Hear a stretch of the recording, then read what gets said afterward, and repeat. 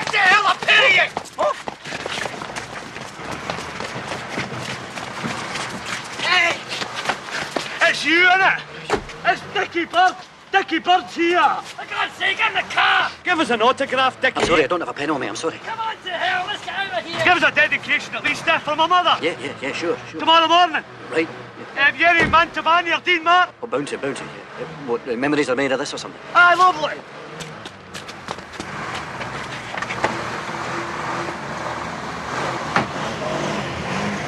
It was trying to be serious, and at the same time it was trying to make people laugh. A moment of comedy is usually because something's been observed, you know? So it's not just to get the laugh, it's to say, hey, look at this. Why is this funny? Is it funny because of that reason or this reason? Or is it actually sad because it's funny? You know, so you're just trying to take people into something. It may be an element of that contrast between heavy, full-on stuff and comedy or lightness is very much the kind of Forsyth touch. Well, my ambition always was to get to the point to make the ultimate joke where you actually didn't laugh. Yeah. Because it just got to the absolute point. That a few times. Yes, sir. Can I help you? A refill for your 99. Are you okay? What? Oh, yes, everything's under control. Don't worry about a thing, sir. Was there something you wanted? You hurt? Is that blood? Eh? Oh, no, it's just raspberry essence, sir. No, don't worry about a thing. Just some high-spirited juice, that's all. Now, if there's nothing else you want, I think we'd better be on our way.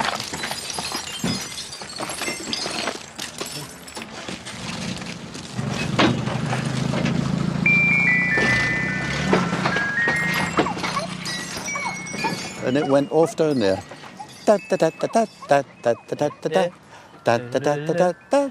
Cheerio, folks. Oh, I forgot that. I think it went did. bum. Cheerio, folks. I think it did.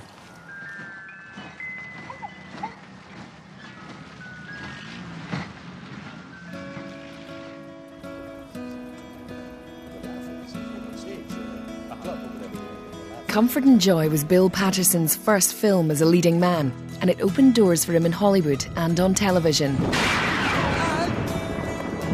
It's ironic he nearly missed his calling as an actor.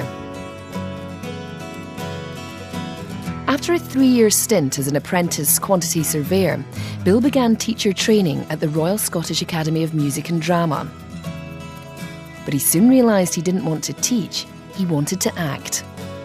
In the early 1970s, he joined fellow Glaswegian Billy Connolly on stage in the Great Northern Welly Boot Show, and then he became a founding member of John McGrath's influential theatre company, 784.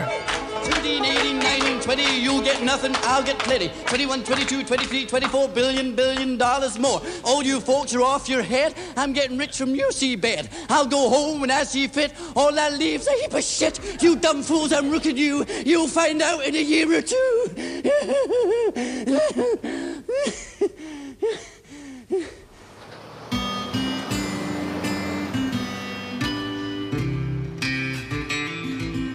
His love of acting began even earlier, during evenings spent in Glasgow's Citizens Theatre. Oh dear, this wonderful auditorium. This was, this is the nearest thing I had to an alma mater. Other people went to the football, even went to libraries or whatever, but I just came here. I just treated this as my learning centre. Actually, just being up here, I'm starting to get stage fright already. And this whole thing is just totally a mystery to me, theatre and performance. Yeah. So it's now or never on stage. You don't get an editing cut. What's the magic? What is it? There are many ways that I've felt that we're very similar characters. You're even a kind of private man like me, but yet there's a button in you that can be switched and you can come out here and tap dance. Now, what is that? It was like I was asked, and I'm being a very polite boy. I did what I was asked. I had no intention of being an actor. I came here. I would see shows 5 or 6 times. The same show, always from up there. So I only saw the top of a lot of quite well-known actors' heads, just so you could tell how their hair was going, or the wigs. And I watched it from the balcony, and in those days it had just boards. So if there wasn't many people up there, you could just lie out on the boards. Yeah. And I would see them, and I just watched and watched and watched. So it was a slow thing. It was a slow thing, and I still don't understand. Is it the research? Is it finding a part? Is it defining a character, or is that all just a chore to get you on here? Yeah, is this when you're on here and the lights are down? There's Is that something. There is a magic, and it has to be. It's got to be showing off. It's got to be. It has. How could it be otherwise? Human beings getting up and standing in front of others. It's got to be a form of showing off. And although I've never sensed that as part of my makeup, there's a very, very official way of doing it, and that's on this space. And I've recently been on stage for the first time for years. I recently did a play at the National. And the adrenaline of that performance, I've noticed more than I did 10 or 15 or 20 years ago. I actually felt a physical sort of rush. It's a high. A high. It's not terror. I actually felt well on stage and for the hours afterwards. The daytime leading up to it, I was kind of half-shut knife. So you got a wee buzz in the ears. So there's clearly a chemical thing that does it. That's it. The end. It's all over. Generations of theatrical expertise snuffed out in the twinkling of an eye. What if you're in a movie then? Is acting in a movie, is that actually quite a chore? I think to me, but it's not to real detailed actors. I don't think it's another craft. It's really, absorbing isn't it? and a total craft. And some people do it with great detail. I don't. I'm a bit slapdash. I think I'm a bit like, let's get it done and let me get home.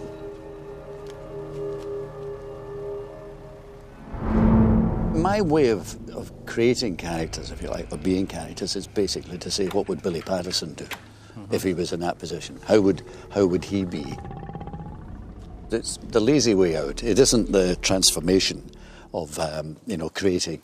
Like somebody like Michael Sheen, for example, literally becomes another human being. He becomes Brian Clough. He becomes.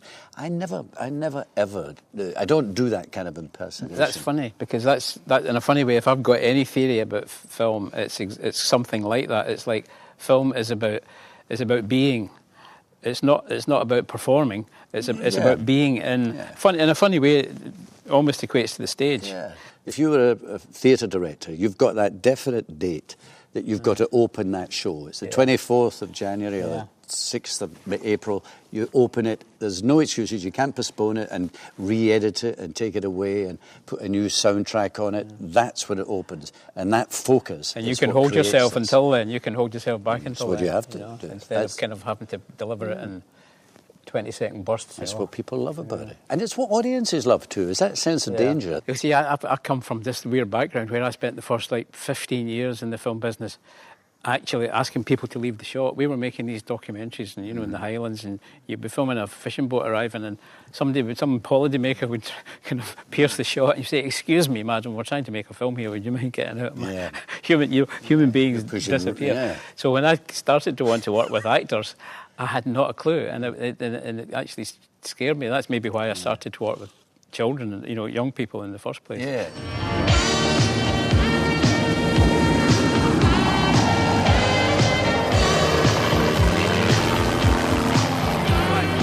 Ready and turn over. Now, when you look down that lens, you told me that on Local Hero, you said that the only first time after having all these non-actors or lowly actors or Scottish actors, suddenly looked down the lens and you saw a big face looking through that eyepiece. Yeah, it was a funny moment. I was with Mick Oldham, a cameraman, who'd seen them through all the little films too, and we just shared the little joke. I said, "Hey, look who's down there."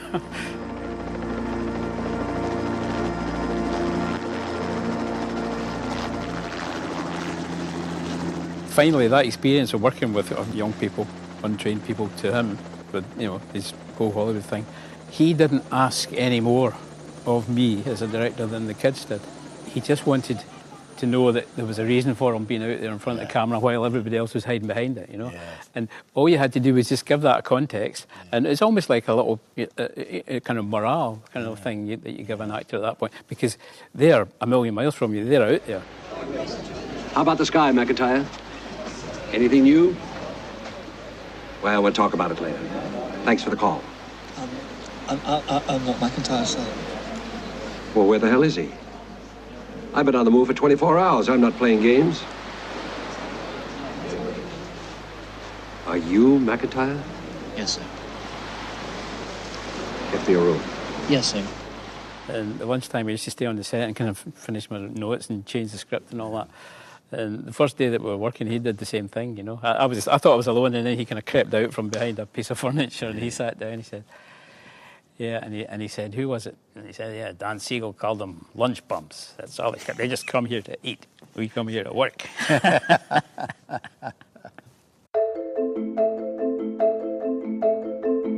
Bill Forsyth's career continued across the Atlantic, culminating in Breaking In, starring Burt Reynolds, and Being Human with Robin Williams.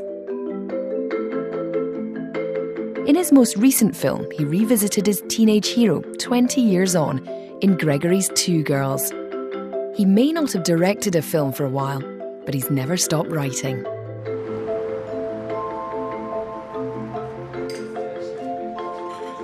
Nowadays, with the technical ease of filmmaking and slamming it on YouTube and quickly, you know, instant. I mean, would your instinct be to go down roughly the same field? Would you like to still create the story first, or would you like to go out and just shoot stuff? No, I've never been a kind of natural filmmaking animal. You know, I don't write a script so I can go out and shoot it. Put it that way. It's a necessity. To have to go out and kind of render it, you know, off the page. Yes. Funnily enough, I think most filmmakers are the opposite. Most filmmakers are quite happy to stand behind a camera all day long, and you know, especially a lot of Hollywood filmmakers, they're quite happy to shoot 4 or 5 endings, because actually they get their jollies off by being on the street, you know, turning a camera over. Yeah. I suppose at heart, what I'm saying is that I'm a writer at heart, and there's a certain part of the process where you've got to render the words into something else, some other medium, you know. Talking about writing, I mean, you've done a bit of writing, and I feel that there's a writer's soul in there, you know. And I really feel that, not just because of what we've been talking about, but what I've seen you do, and in a babyish way, your way with words. But you have to persevere. I mean, that's the only way. But that's the difference, Bill. Writing's a lonely process. You're on your own. You sit there. Doesn't matter. I mean, I guess everybody writes nowadays. Everybody blogs. Everybody.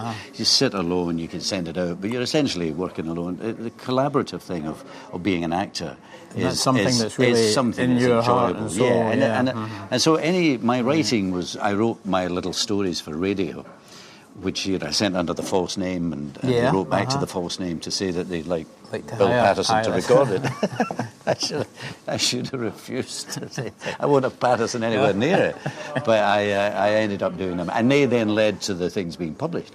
It's a great medium for actors, radio, because it's classic now, because it's got a pedigree. You know, it's classic. I've done radio plays with casts of Jim Broadbent, Joseph Fiennes, Judi Dench, all in the same radio play, booked for a day, and they're delighted to do it, and they love doing it. So, you know, the radio is for you. It's that communal thing as well, isn't it? It is. You join that team. Yeah.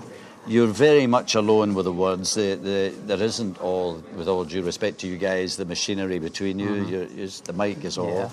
And you've got a world to create, and no one else is. But they only pay you £50 a week, so you know that's why they don't do it all the time. You're having fun, though. Yeah, you're having fun, and that's all we're here for, isn't it?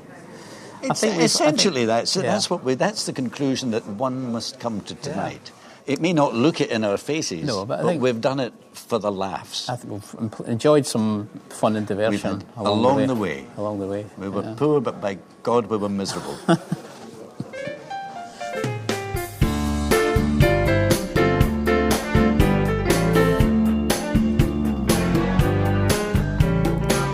And next week sees another 2 great Scots together. Details coming up.